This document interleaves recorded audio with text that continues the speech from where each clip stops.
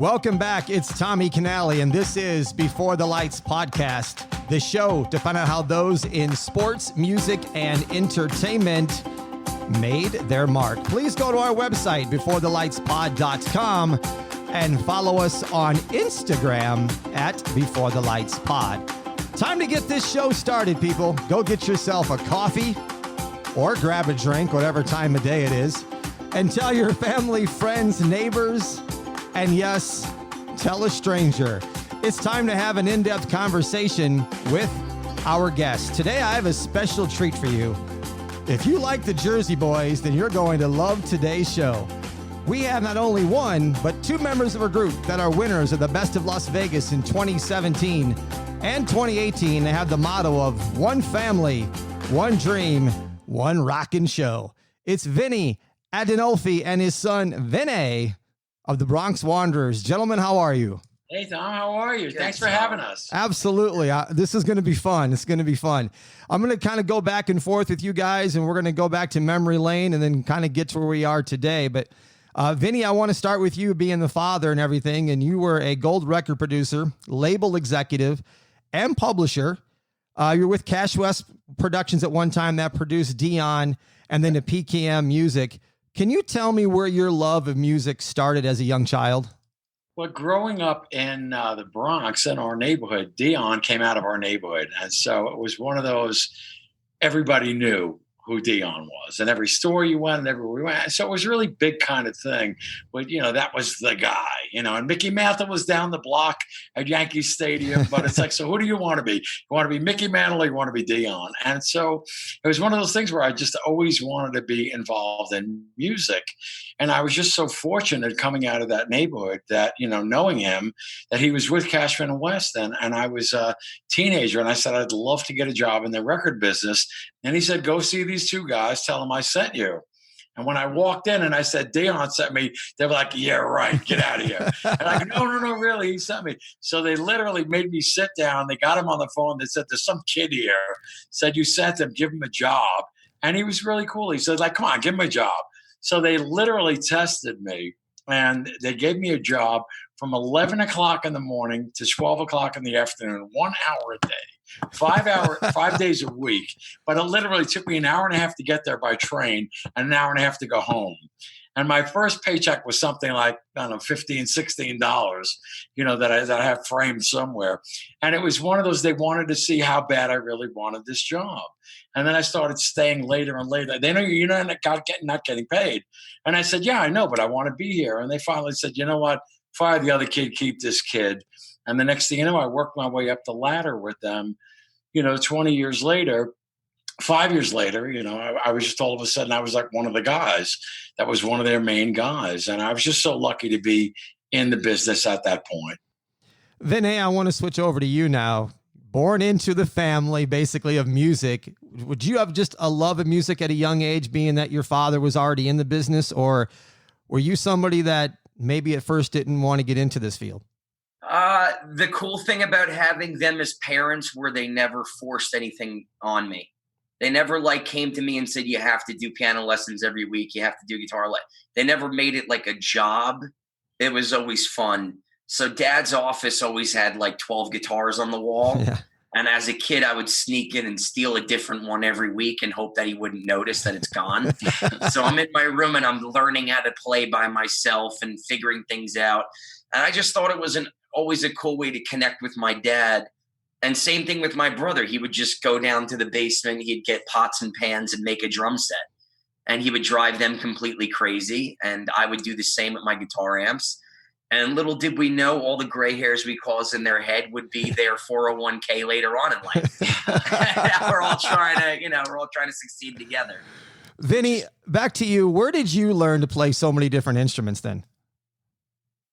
It was one of those things where, you go in a studio and you pick up a guitar and you're playing. Well, first of all, to go back and be totally honest, it was one of those, just walking around the neighborhood. I sold my soul to the devil. And you sort of, it was one of those things where you walk around the neighborhood, you see the one guy playing the guitar in the schoolyard, and there's 10 girls around him, and you go, wait a minute now, this could be a cool thing. And so it's I want to do that. So it's like you pick up the guitar and you start doing that. And then it's one of those when you're around people like, Terry Cashman and Tommy West, who played piano, played guitar, played every instrument. It was like, I want to learn that part. I want to do that part.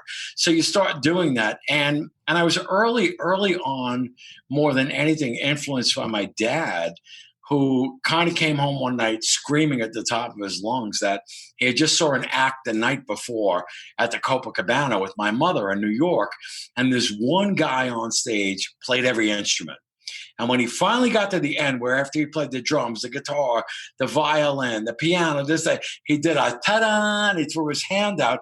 And when he threw his hand out, they put a trumpet in it, and then he played the trumpet. And my father's like, oh, my God, this is the guy. You got to be this guy. And he wanted me and my brother to model the act that he had seen the night before, which was that guy and his brother. And who was that guy? Wayne Newton. Wow. And it was Wayne Newton and his brother, Jerry. And it was just the most amazing, circle of life thing where we finally got here to Las Vegas and we're put in a room at Bally's. And who is the guy we're getting to play in the same room with was Wayne Newton. And I couldn't wait to tell him that my dad wanted me to be you. And it was the most, thrilling thing. Which is always nice when you walk up to a complete stranger and go, my dad wanted me to become you. So nice to meet you. I'm Vin. Right, exactly. Wayne is one of those guys where he totally understood, because he gets it all the time. He totally got what I was talking about. And we kind of formed this bond where he saw me going to work every day with the kids. And as much as, there's always that thing, are you enjoying the ride? And it's like, no.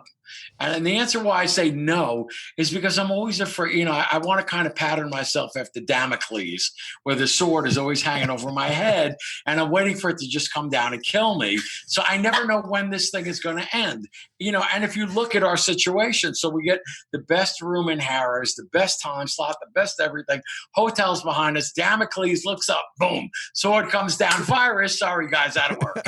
And it really is the truth. So Wayne would constantly pull me aside and go, you all right? And I go, yeah. How are the kids? And I go, and the amazing thing about a guy like him is I would say, tonight I wasn't that good. And he goes, yeah. And he totally agrees with me. Like, he gets into where I'm going with it. So I said, I should have did this. I should have said that. I could have did this better. I could have did that better. And he said to me, I do the same thing every night. And that's, that's Wayne Newton icon, could just walk out on a stage and really rest on his laurels. But yet he comes off stage saying, hey, I should have did this. I should have did that. And I mean, the greatest experience of being here was every night after our show, he would go on at 8:00. I would just sit in the wings and watch him, and just a head tilt or a wink or something he would do at the audience. It was like going to a university where you learn something every day. Yeah. Vin A, back to you. So who was one of your biggest influencers as a kid growing up in music? Who'd you look up to? He talked about Wayne Newton and your grandfather. So who did you look up to?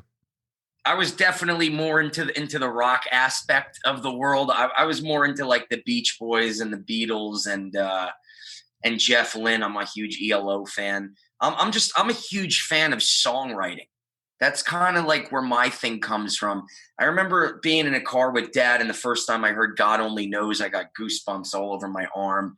And I remember looking to him and said, I want to do that. He asked you what I want to do in life. Like, I want to make someone feel what I just felt hearing through speakers. It's just air. And that's right. What that did to me, So I'm a lost kid. I'm 32 years old trying to write songs in a world full of rap and pop, where the same 5 people write the same 100 songs you hear on the chart. And, Bronx Wanderers was kind of like my middle finger to the current world of music that, I'm upset that great music isn't still out there and that we're not writing songs like Hotel California and God Only Knows anymore. Who is the next Led Zeppelin? I don't know. All the rock stars that I grew up to, like Green Day and Foo Fighters, they're all 55 years old. They're all his age. And I'm trying to look up to rock guys. So it's like, who is going to be that next pendulum to swing music back to music? I'm hoping but you can't, to be there for that. You can't be like that because that's an old guy looking at like my parents' generation or even my grandparents' generation and looking at the Beatles when Frank Sinatra was out going, that's not music, and of course it was the greatest music. Like, Again, the Beatles 40 years later can still be amazing with Yesterday, whereas the Thong Song, I don't think 40 years from now is going to be as monumental. But it's great music comes out of every generation, and it's just, kind of how you look at it. This generation kind of sucks. That's where I'm at. That's spoken like an old guy who's I'm 32 and I'm speaking like I'm 50. The one thing with music, I think it's each person and what they take to heart and what they value in music and what, as you said, gives them their goosebumps. And maybe the Thong Song gives somebody goosebumps. I don't know, but it gives them a different kind of bump. Right, yeah, there you go. At Cashman and West, we'd always have this running kind of argument where a good song is a good song, and you're never going to stop that. If it's a good song in 1950, it's a good song in 60 and 70 and 80. And, there was at one point we had an artist called Dean Friedman, and we put out Let's Hang On, and which was done, 25 years earlier, 20 years earlier, and it still broke the charts. Why? It's a good song. Why do you still hear Frank Sinatra on the radio or see him? Good music is good, and it will always break through. And, last year I was so lucky here in Vegas to go see Paul McCartney, who as a kid, I mean, that's one of the, the gods of music, probably the greatest songwriter of the 20th century. My mom hated it. And, only because... but only because he basically, as a songwriter, does not, and I totally got this, where Dion would always speak and go, go out on stage and go, I want to do what I want to do. And he wouldn't want to just do Teenager in Love and I Wonder Why and The Wanderer went around. So he wanted to show, hey, look, I'm still a vibrant artist. And Paul McCartney comes out on stage last year and he said, hey, look, when I look out and I see all the cameras flashing, I see it. I know. And basically, you're only doing that when I'm playing all the Beatles stuff and the other stuff. But look, I'm going to do my new stuff anyway. So there you go. And so my wife got all upset. And I said, no, you got to let him still be the artist and do his new material. Right. And, it's just, you can't stop good. And No. Great is great. And, being in a town where I'm across the street from Elton John and I'm across the street from Rod Stewart. I mean, these guys are great. These are the icons. These guys are great. And I pinch myself that I could actually be going to work in the same town that they're working in. And I'm even mentioned in the same column or an advertisement. We're working and we're mentioned. We're now jobless. But that will change eventually. So I want to go back to not how the name, because we're going to get to how the name came about, but where did the idea of getting a band together with your children come about? So I was playing, just for the fact that I wanted to never stop playing. I would always go out and play. I was playing on the weekends with I had my own band at that time, but at the same time there was a guy that came over to me and said, there's a guy in town that's Dion's music director, and I know you sound just like him. I'd like you to meet him. And I said, yeah. Oh, and by the way, the Regents, who had the big hit record Barbara Ann way back in like 1963, are looking for a lead singer.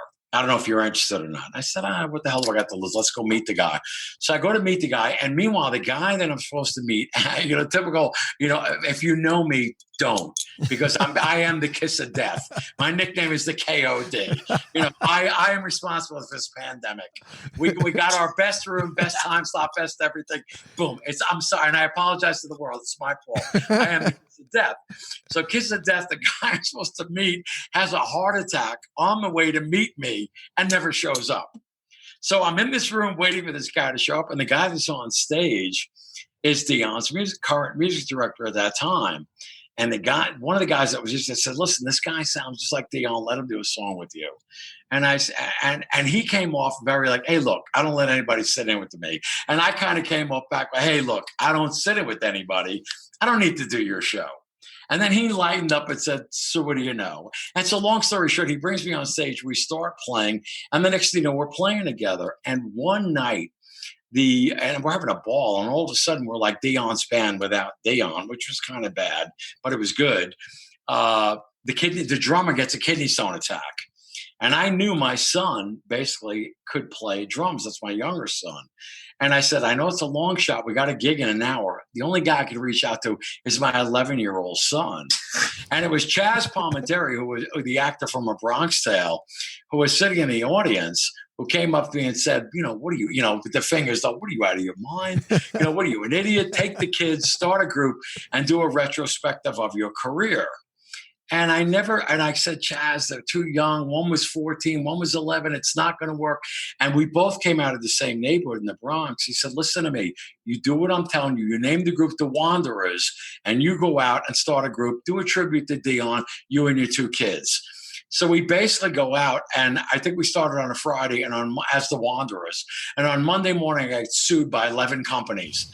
I get sued by the movie company that had the movie The Wanderers. I get sued by another group from I said, we're off to a great start. We've been around for 48 hours. And we pissed the whole world off in 48 hours. Yeah, I called Chazz. I said, listen, man, it's not working. I'm getting sued by everybody. Cease and desist orders left and right. We're from the Bronx originally. I'm just going to call it the Bronx Wanderers. And he said, listen to me. Do it. It'll work. And he was right. And Nick came home that first night with like $800 in tips. And Wow. I was working at Pizza Express, and I said, yeah, I quit. I'm going into that.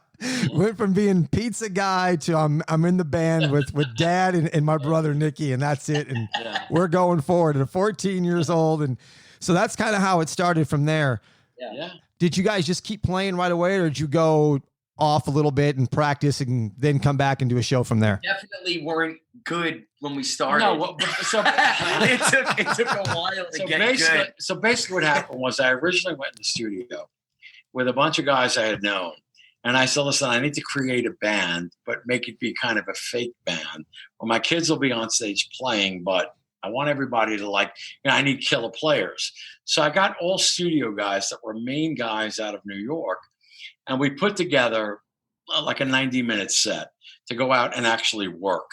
And I put it on tape through a computer, and I got a couple of guys that could basically play and follow along and carry it. And the kids kind of faked their way through, where to this day, which is really so wild, 15 years later, like uncles of mine will come and go, so is Vinny really playing? I go, well, 15 years ago when he was 11 years old, no, he wasn't. But now he'll blow you away. Yeah, now there's no tape anymore. Now they're playing. Because I came up, as a 16-year-old kid, not being 14. able to play, You were 14. a crazy song. Yeah. And it drives you to go in your room at 17 years old and learn that friggin' song. Yeah. He looks at me and goes, can you play the piano? I go, no. He goes, well, the band needs a piano player. I go, so what does that mean? I'm a guitar player. He goes, you're going to start playing piano. I go, oh, really? Thanks for the heads up. So, again, it took me 5 years to learn.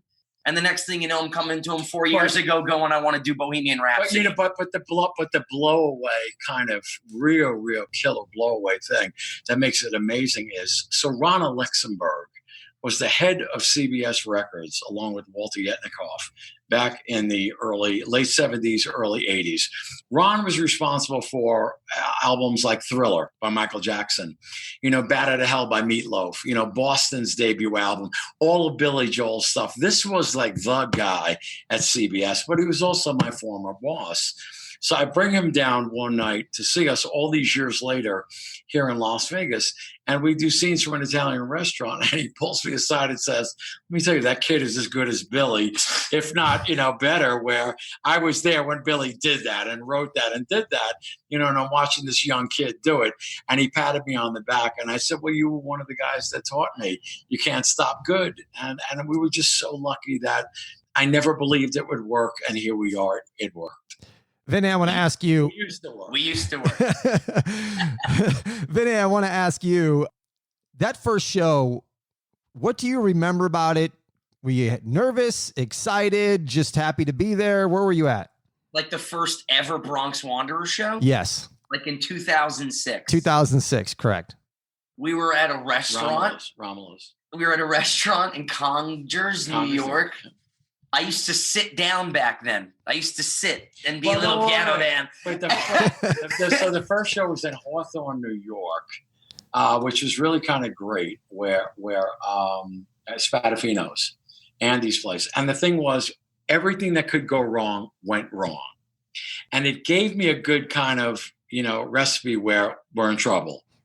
And I ran to my dad and I said, I need like $5,000 right now. I really need to fix this and make this great.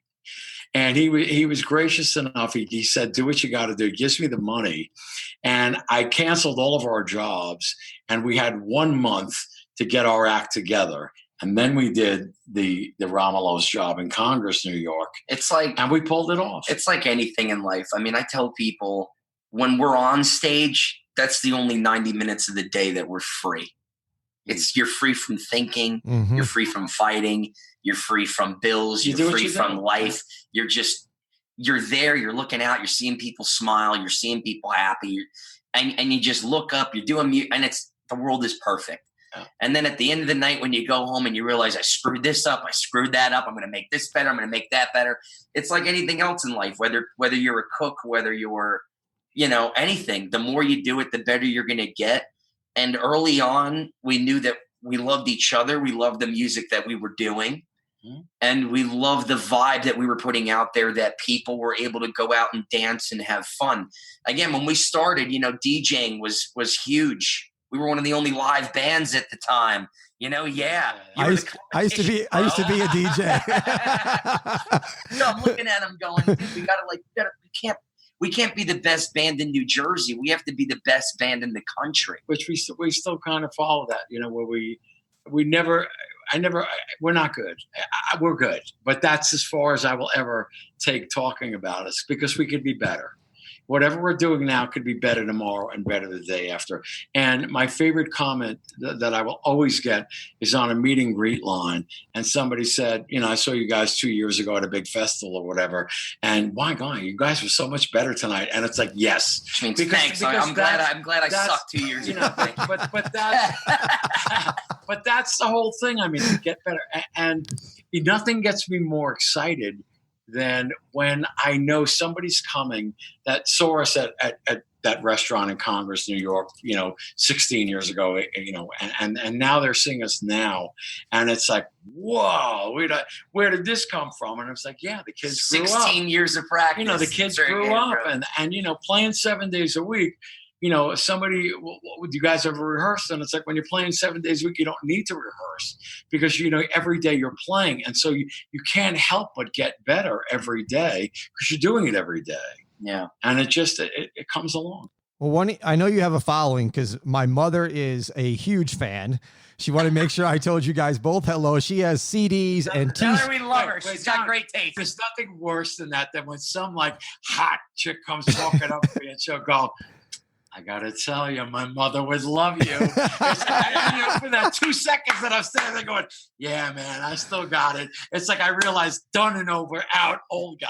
Right. Oh yeah, she's got it all. T-shirts, CDs. She's seen you guys many times. She's a big fan. But you said hi. I will. And part of your show is telling stories as you guys go. Was that always from the start, or did that come as time went on? Yeah, I mean, one of those. So I'm a incredible, huge fan of people like Wayne Newton, Tony Orlando, Tom Jones, Engelbert Humperdinck, Paul Anka. And there was a theater in New York called the Westchester Premier Theater, which is a notorious, the gangsters were running it. And Sinatra took a legendary picture there with all the heads of the crime family. And it was, broke out that it was a gangster joint. But all these major guys that were Vegas guys would play that one theater.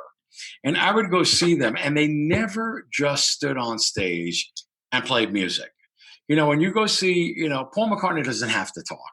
He doesn't have to talk. I mean, he's got so many songs, boom, he just does it. And the Beach Boys, the Rolling Stones, they don't have to, boom, just go song to song. And they don't really give you that full spectrum of entertainment, because number one, they don't have to, and they're just such great songwriters in their own right. We're trying to fit in as many of our tunes as possible. They do song to song, but these other guys would give you a 90-minute show where they would tell you the whole story behind how this song came out, how I got to this place, how I got here. But it wasn't boring too. It was comedy. It was comedy. Sure. They managed to make history into comedy, into captivating you. And I wanted to do that. I said, I don't want to just be a song to song guy. And and it's always one of those things where, I could turn and be like, like the ugliest person on the planet, rah, scream and yell at you. We'll play to 300 people, and I'll get that one guy that writes me and goes, you know what, man, you spoke too much tonight, too much talking, and, should have been song to song. And I go, if that's what you want, go see a jukebox. Because that's not what we're about. It's didn't you hear me talk all night long, how this evolved? The whole story behind the music is as, exciting and wonderful as the music we play. The tag that you brought at the beginning, if you like the Jersey Boys, you'll like us. And there was a writer in town, Sam Wagmeister, that reviewed us and said, if you like the Jersey Boys, you'll love these guys. And the point was, we'll always get after a show, I like you guys better than the Jersey Boys. And it's never meant as a put down to any of the wonderful, wonderful actors and musicians that are the Jersey Boys cast all over the country. What happens is, when you watch us, hey, we are the guys that went through the mud. We are the guys that were told, no, the Bronx Wanderers won't work in Arkansas. It won't work in Louisiana. It's not going to work in the South. It's definitely not going to work in Texas. And you know what? We went out and played in front of all those audiences. You know what? It did work. Because again, back to Cashman and West, my initial University 101, good music is good music. So somebody in the South is not going to not like, Johnny Be Good, as opposed to somebody in New York who's going to like it. Everybody's going to like that song because it's a good song. How we present it and our story that we tell, people just kind of fall in love with the whole, I love the family aspect. And, it was all about how we presented it, though, because we didn't just want to be a cover band. And I told him I don't want to spend my 20s being in a cover band. Like, if we're going to do this, we have to create something that nobody else has. Right. And we need to make our family be the focal point with the music, with us killing each other, right. And another thing we'll always get all the time is the music that I picked is music by artists that I had worked with. So, I was lucky enough to be in, involved with Columbia at the time. Billy Joel did Scenes from an Italian Restaurant. And I was at the audition where we passed on him. Columbia was broken into two divisions, Columbia Records and Epic Records. Yeah, they passed on Billy Joel. So you heard that right. So we were on. They got to be kicking themselves. So we were on the Epic side, and Columbia had basically said, we want Cashman and West to produce them and put him with a young producer. And so I was at the audition, and long story short, our guys were so busy at that time, and we were so involved. But Jim Croce had just died, and there was so many releases we were working on. They said, you know what? He's an artist. He's definitely going to be huge. We don't have the time to take him. They passed on him. And so do artists that we worked with. So we're not a cover band. When somebody says, why don't you do something by so-and-so? I go, because I didn't work with that person. I want it to be people I worked with. Yeah. And on that same concept, you guys have something really cool, and I'll let you guys explain a little bit, but you have Danny Aiello do an intro that talks about where you guys came from and the whole Bronx Wanderers. Was that something you guys came up with, or did he come to you? How did that happen? A great story. So Danny was from my neighborhood, and I knew Danny from the neighborhood, but only as the kid. I'm the kid. Hey, kid, how you doing? Hey, I'm Mr. Aiello. How are you, kid? So I'm the kid.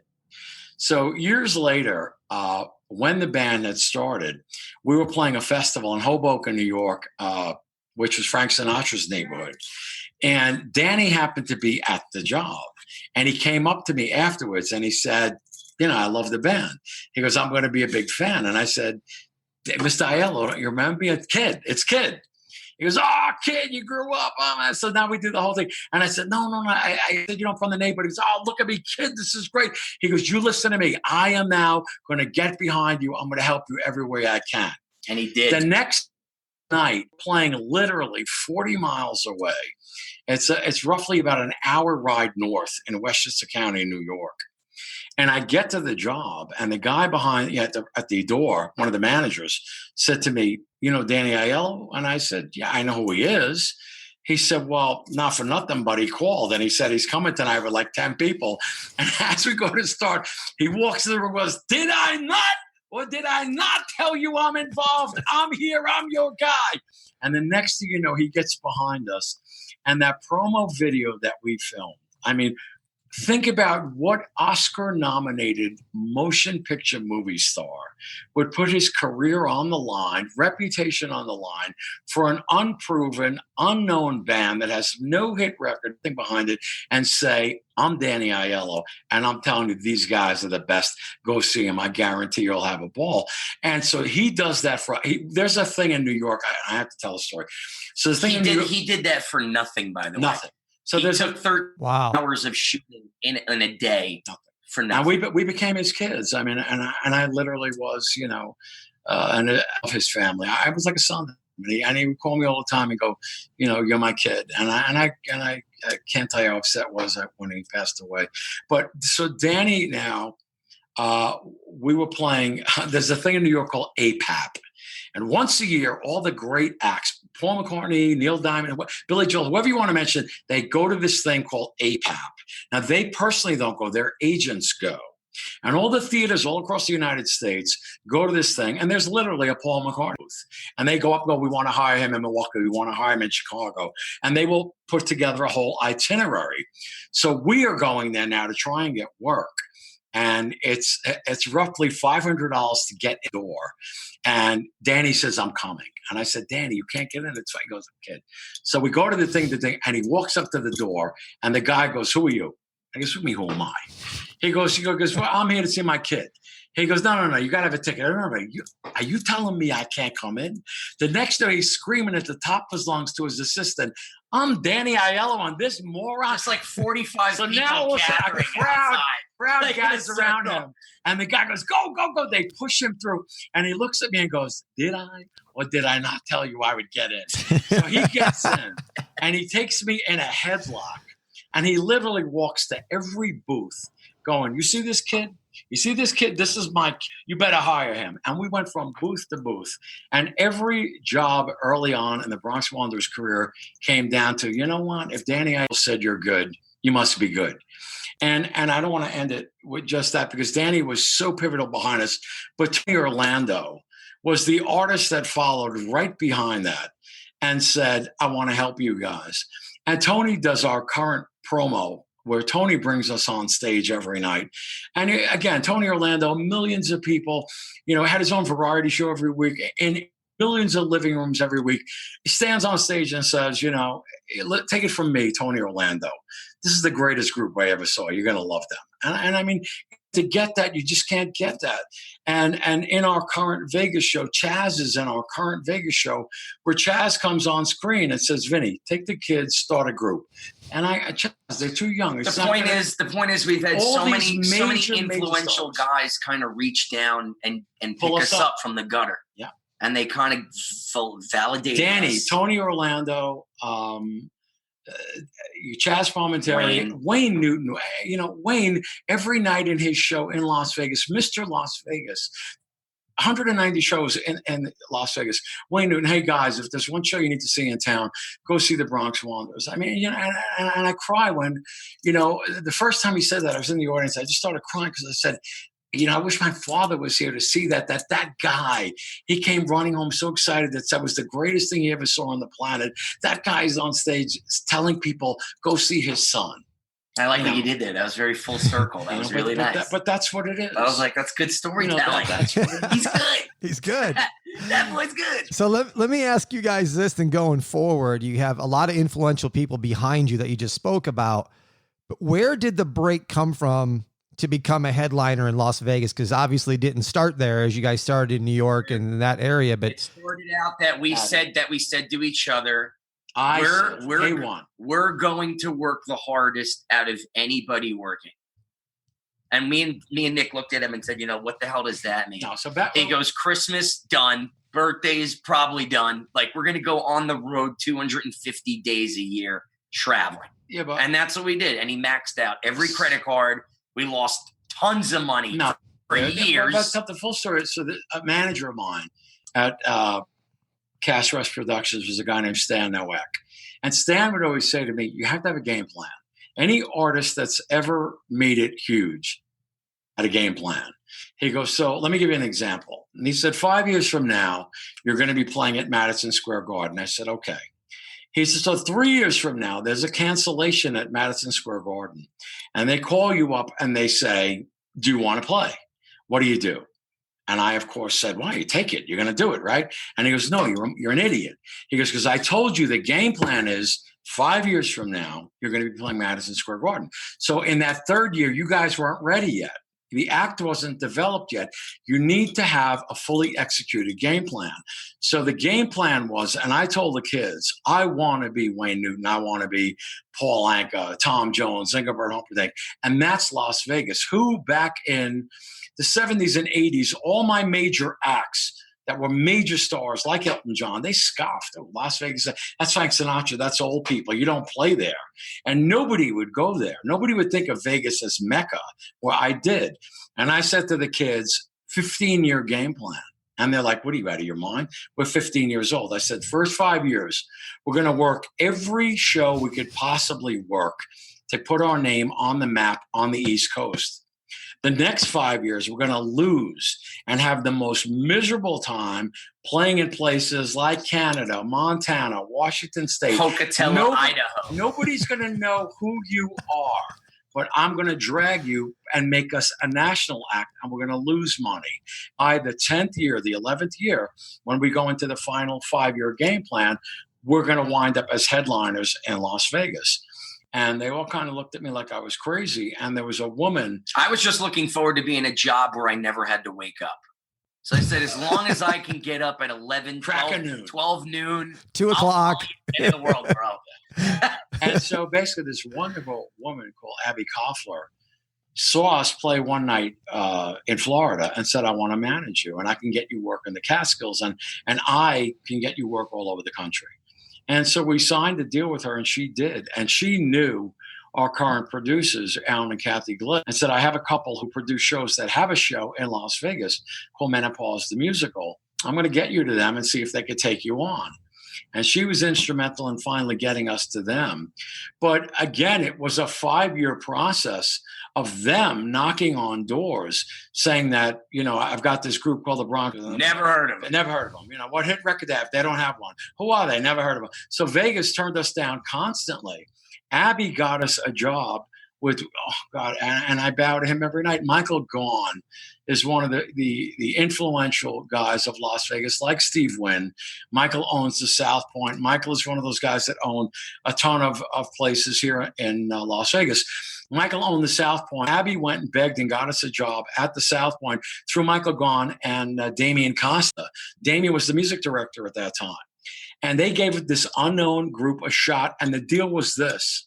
We will give you the room, 400 seats, and we will not pay you. You will play here, and if you guys sell out and do well, we'll bring you back. And we played for 3 nights, 400 people a night, and I think I lost about $10,000 with the airfares, paying the musicians and making it happen. But we sold out those 3 nights, and they turned around and said, we're going to bring you back. And they did. And that got us in the rotation of twice a year we would come to Las Vegas. So they kind of knew who we were. And then again, Circle of Life thing, you know, Damien Costa becomes the entertainment director for Caesars. And he said to me, you know, what do you want? And I said, Damien, I want to work here, you know, 5-6 nights a week. I don't want to travel anymore. I want to be Wayne Newton. And he said, Vinny, tough sell. Nobody knows who you are. Nobody ever heard of you guys. I'll try.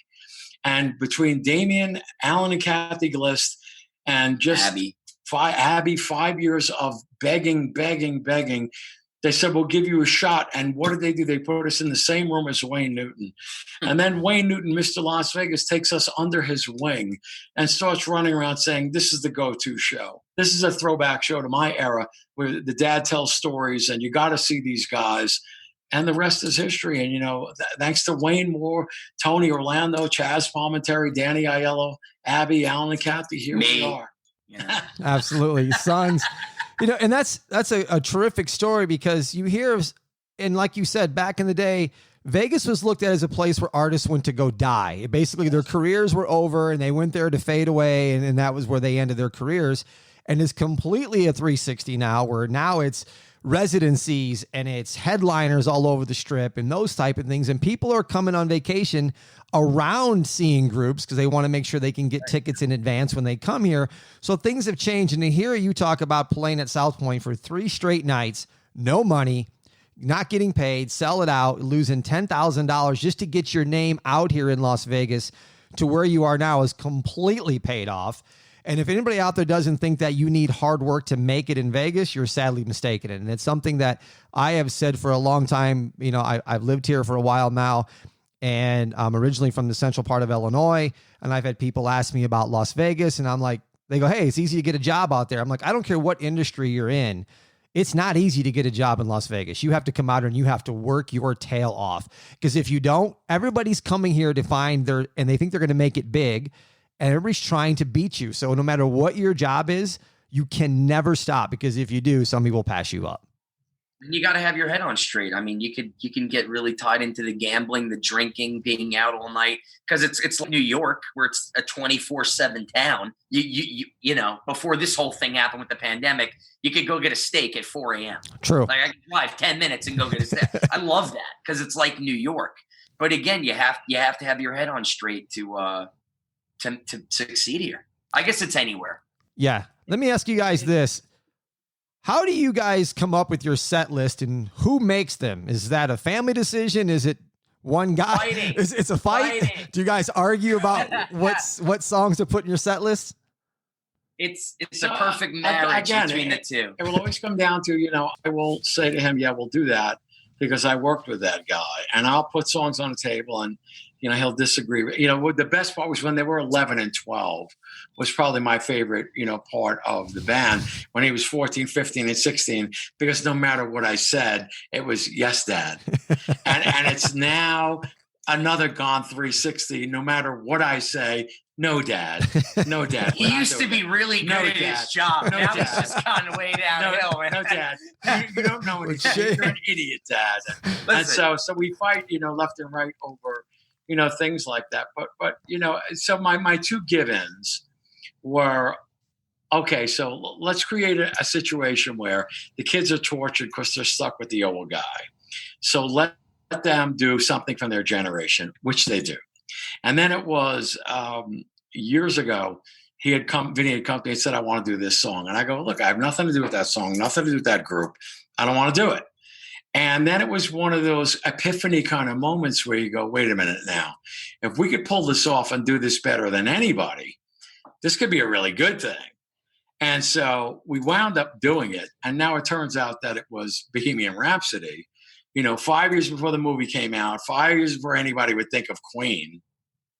And so we were doing it before anybody was doing it. And now when the movie hit, it's like, oh my God, these guys are great. Oh, you know, and it's like, yeah, but you know, but luckily we're doing it 5 years. You're welcome.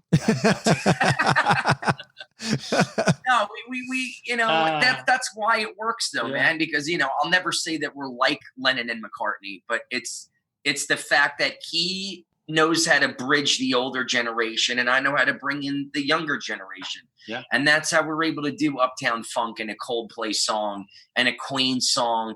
And, you know, since I got to open for Bon Jovi last year, now we can do a Bon Jovi song, because now it can be people that I worked with in my career that we can tie into the band. You know, full circle thing. This is called the full circle interview. That's what we're going to call this interview. Exactly. Because every story has managed to come full circle back into itself. Correct. I got one more question for you, and then one quick question, but the longer one is, I'm not wearing pants right now.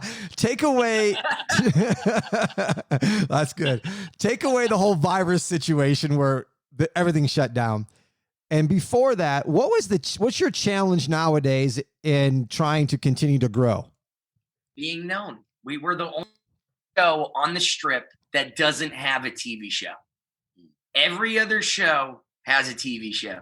Matt Franco won America's Got Talent. Shin Limit Mirage won America's Got Talent. Terry Fader, Boom, TV. Everybody's got a TV thing. And if they're not, they're a major star that's had major releases. Yeah. So we are the unknown. We are the only unknown underdog on the entire Strip. You know, and we're ranked in the top 10 out of 194 shows. That's telling you something right there. It was Danny Gantz was the guy. When you came out here in the 80s and you saw Danny Gantz or the 90s, say that name in New York or Illinois or, Florida, never heard of him. But you go to Las Vegas, that was the guy. And he had no hit record. He had no big thing. And I said to the kids, so that's who we're going to model Vegas after. So I always say the biggest hurdle forward for us is we need national attention. We need a TV show. We need a reality show. How cool would it have been if we were Tiger King? I'm joking around with Dad going, dude, we need to buy some Jaguars, man. We need to that's what the world wants. They want crazy out there stuff. So we're in talks with a few people now to hopefully maybe get our own show. Bronx Wanderers like a TV show. Never heard of the Bronx Wanderers. I mean, as you're talking, guys, hopefully you guys get some kind of TV show. And as an Italian myself and from an Italian family, Italians support Italians. And if there's going to be a show, we're going to watch. So the last thing I want to talk about before I let you guys go is you right now have 5 CDs out and available for people to purchase at thebronxwanderers.com. And before I ask the last question for those guys, go to our show notes and I'll have links to how you can get in touch with these guys and get their merchandise and all that kind of stuff. But any plans right now for either something, another CD or original music by you, Vin A, or where's that plans at? All of the above. Right now we're in the middle of working on the 6th album. We're putting the songs together. My brother Nick is going to be doing drums this week. Maybe. We're doing this entire album without any of us being in the same room. So Nick is doing drums at his place. The bass player is doing bass at his place. The guitar player is doing guitar there. And we're all just sending the album to each other when it comes to us. So that's going to be out soon. We're doing a streaming thing where we kind of got wind that the whole world was going to stop the week of March 10th.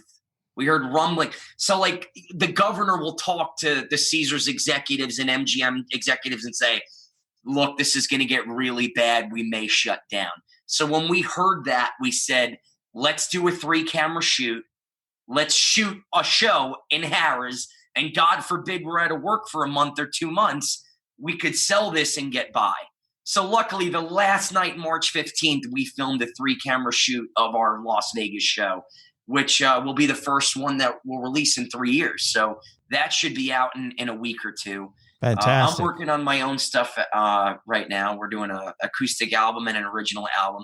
Basically, the whole world is off for 45 days. I've never worked so much in 20 days. So even though everybody's off, I'm not really off. But again, it's music. I love doing what I do. And I can't wait to show everybody what we're doing. I mean, the new album basically comes down. For me, this album is going to be, in my own mind, titled Songs I Always Wanted to Sing. And so there's a whole bunch of artists and songs that I always kind of looked at. You can imagine the fighting that has ensued. So I want to do that song. What does it have to do with, this is my wife and I arguing. What does it have to do with the Bronx Wanderers? Nothing. Absolutely nothing. I always wanted to do that song. I want to do that song. So and I'll record it. I'm one of the worst where it'll come down to, I'll record 20 things. And if I record 20 things, I'll like 5. And when I say like 5, that means I'll tolerate 5 and I'll throw 15 away. So I'm always the reason why we don't do more. We don't finish on time. Because I'm never happy. I'm never happy with the way I sounded. I should have did this. So we're gonna write you when it comes out. We'll send you one of the first copies. Though. That'd be great. Guys, hey, I really greatly appreciate it. This has been fun. I mean, we could do this over a bottle, of vino. Anytime I can do it in my underwear up there.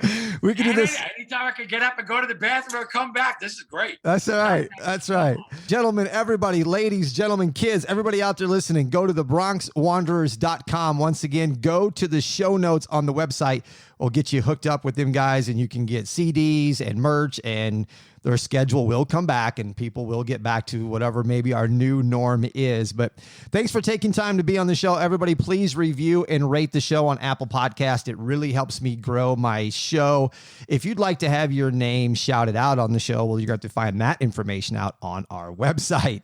Go to the Instagram at Before the Lights Pod. Thank you for listening. I'm Tommy Canale, and we will talk to you next time. Until then, be safe and stay healthy.